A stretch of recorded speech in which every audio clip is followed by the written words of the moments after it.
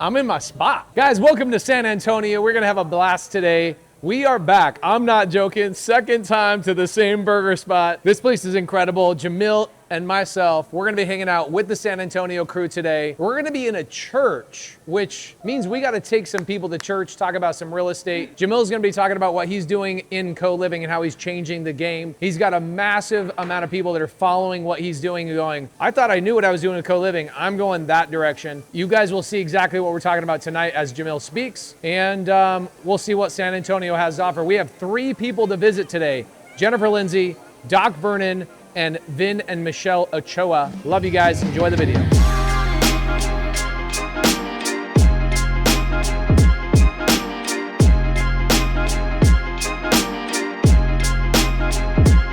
Does this look like a 12-bedroom house right now?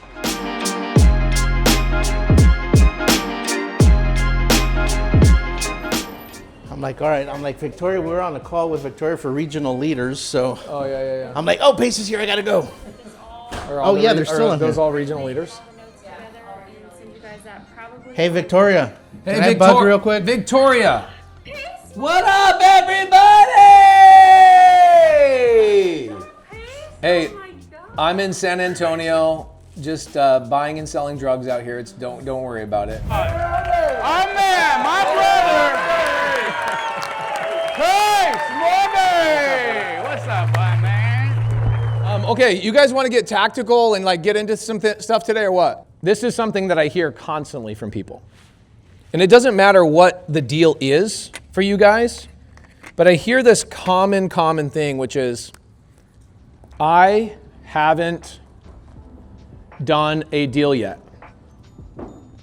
Has anybody ever said that to yourself, somebody else? Raise your hand. Now, when I hear somebody say, I haven't done a deal yet, that tells me a completely different story than what is the truth, okay? And so if I'm somebody that wants to help you, how can I help you if I assume that when you say, I haven't done a deal yet, what do we assume? We assume a lot of things. You're calling every day, you're making offers every day, you're collaborating, you're networking, you're taking training, you're underwriting, you're getting certified on certain things. We assume a lot right here, right? Do we agree with that? So when you start by saying and meeting people, oh, hi, my name's Pace, I haven't done a deal yet, you're basically keeping people from knowing how to help you, okay? On a yearly basis, I meet on average about 100 people a day in my life, which is about 30,000 people a year. This is by far the most common lie that people tell me when they first meet me. It's a very, very common lie. Instead, what we should be doing is instead of saying, I haven't done a deal yet, okay, let's coach you guys along and we'll be a little bit more interactive here. I would rather you say, I haven't what? I haven't done the work to deserve a deal. Now, that's really hard. Why is this hard? Because you're basically telling your ego to shut up and let me be honest and let me ask for help, which is like one of the biggest problems that people have. Do we agree that there's like a lot of resources out there in the world? Okay, so it's not a lack of resources is the problem. It's usually your ego is telling you a couple of different things. And we're gonna figure this out. And maybe you guys can raise your hand, I'll ask you these questions. I haven't done a deal yet. Lie. I haven't done a deal. I haven't done the work to deserve a deal. Perfect. That's a good jumping off point. At least I know you're not banging the phone for 6 hours a day. Here, I think you're banging the phone 6 hours a day. Do we see this difference? Do we agree with this? Can I get everybody to agree that we're no longer going to say this? We're going to start saying this? Okay. Now, let's ask the question why. Anybody have a reason why you haven't done the work to do a deal? Raise your hand. Anybody has a feedback? Let me guess. One of the first 3. Which one? How likely is it going to be I'm afraid? What is it? Like what? Like name a resource. Networking with somebody, the right people. Okay, I don't think that's your problem actually. I think your problem is maybe a little bit more education of what resource you actually need, right? Because you got to dig a little bit deeper. That's a good surface. Like I think I'm missing resources, right? You in construction? Yes. How do I know? Construction, I've done industrial work. Okay, cool.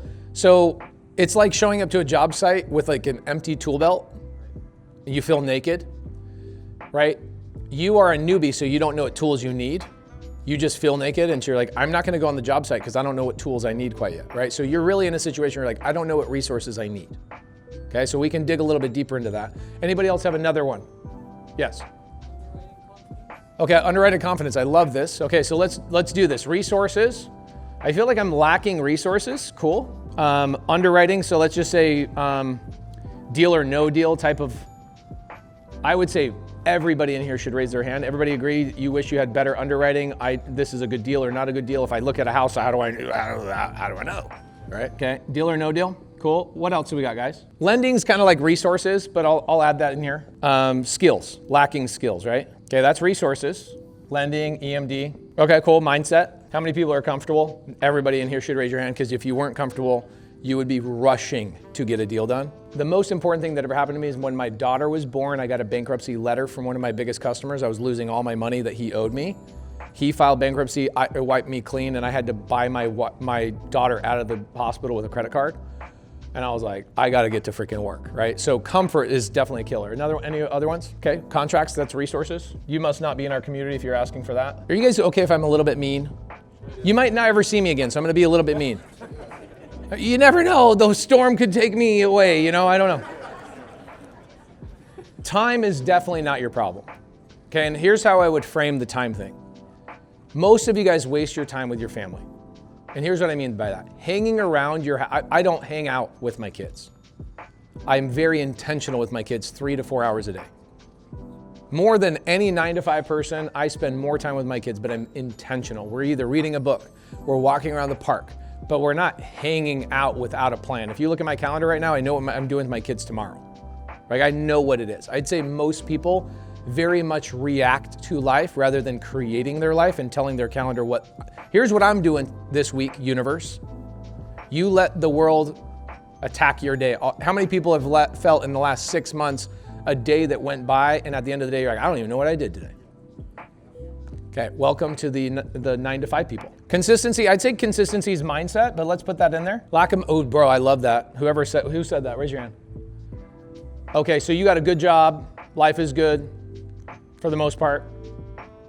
Cool, I love that. So lack of motivation, right? Shiny object, okay, I like shiny object. Too many options, I think that one's a big one. How many people think there's too many options in real estate? Raise your hand. It's like one day you see me talking about RV parks, next thing I'm talking about buying businesses. You guys think I'm talking about two different things. I'm talking about the same thing.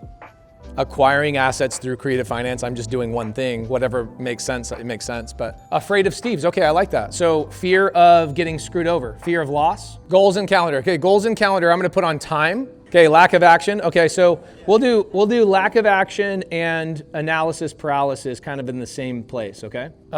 Here's what we'll do. We'll do fear. I wanna do fears as like one bucket real fast. Everybody remember this. I want you guys to remember the fears. Okay, so what are the 5 fears? F-E-A-R-S. What are the 5 fears? Fear of failure is the F. Okay, it's an acronym. F-E-A-R-S. Fear of failure. Fear of E. What is E? Fear of embarrassment, right? So people that you work with, like for example, if you were in blue collar and then you jumped into real estate and you started posting about it, your boys, your old homies are like, oh, bro, what do you think? You know, all that kind of crap. How many people are afraid of that? I blocked my whole family, by the way. I'm like, block. Okay, so fear of embarrassment. I'm embarrassed to look stupid. I'm embarrassed that if I fail, I'm embarrassed to try, all of those types of things. What's number A? What's A? F-E-A. Fear of abandonment. I'm afraid, and this is an interesting one in like marriages. What happens with marriages is husband, wife, husband, whatever. You will have one decide, I want to go grow, and the other one's like, wait. You're changing. Am I no longer good enough for you? Like you'll deal with that. I've dealt with that. I'm sure Jamil's dealt with that. A lot of people in here have dealt with that. And this is really, really scary. This is a real thing. One partner is watching the other person try and change. And in order to change, what do we have to do? We have to kill our old version of ourselves. And what are you doing? You're really killing the version of that person that this person fell in love with. F-E-A-R. Rejection, right? Fear of rejection. And then this one I would say is probably the one that I still deal with on a daily basis. Fear of success. Fear of success. And what does that mean? That means I want to go do more, but this is kind of weird. You know what's interesting? So I have a lot of friends that are like psychologists, and they'll say one of the biggest reasons why people don't go lose weight and get the body that they dream of, you've never heard this before, I almost promise you. And this will make a lot of sense to you. If I go eat healthier, work out harder, get the body that I want, guess what I now have? Did I earn it and it stays here forever? Or do I now have something I have to freaking manage? So people are more afraid of having the thing to manage than it is earning the thing in the first place. That's weird.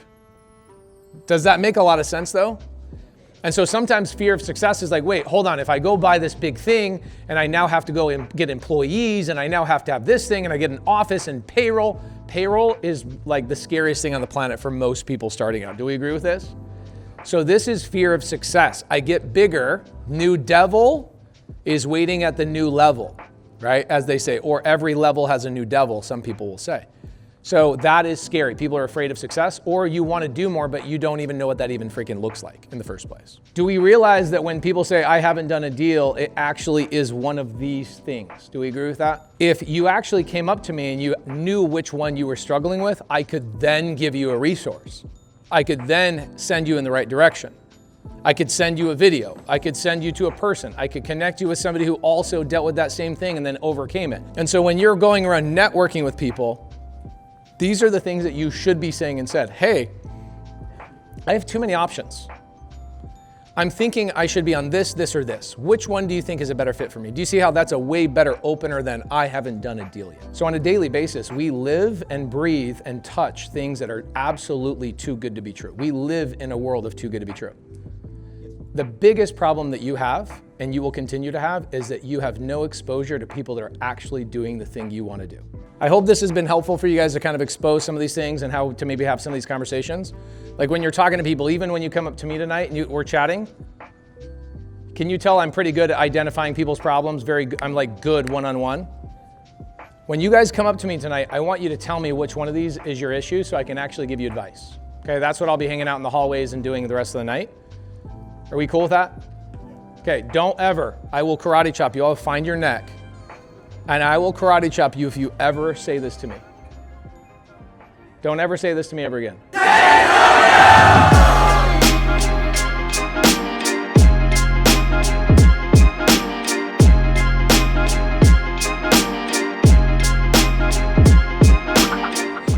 I'm telling you guys, San Antonio, this is the best. Hey, are you the owner? Are you the owner? You are. This is the greatest burger I've had in the last 10 years by far. I had the Z-Buns. It changed my life. Yo, San Antonio, I'm going to tell you right now, this is the best burger joint in the entire city. In fact, the best burger I've had in 5 years. The fact that I came here twice in one day, I've never done that in my life. But I'm going to tell you an important lesson. No matter how good your product is, no matter how hard you work, you're going to have piece of haters that are going to say some wild. You guys tell me what you think about this review. This place is not San Antonio's best burger. The food is okay. If you can finally get them to make your order correctly, I like a regular burger, mustard only. Took 2 tries and a discussion, in parentheses, of what the recipe says versus what I ordered. Like I told the lady, I get what the recipe says, but I'm not the one pushing the buttons. So I'm at the mercy of you listening to me. They also got my wife's order wrong. They didn't have tater tots after the cashier said they did. Photo number 1, uncooked burger. Photo number 2, second uncooked burger. This is the moment of truth. Did we? Oh, I'm still uploading. Okay, I'm gonna give it my first bite. Holy. What do you think about the crunchy inside? Can you feel the crunch on the bun? The meat is high quality meat, incredible cheese. Bro, those buns. Yeah. Buns. Whataburger, take note. Y'all suck.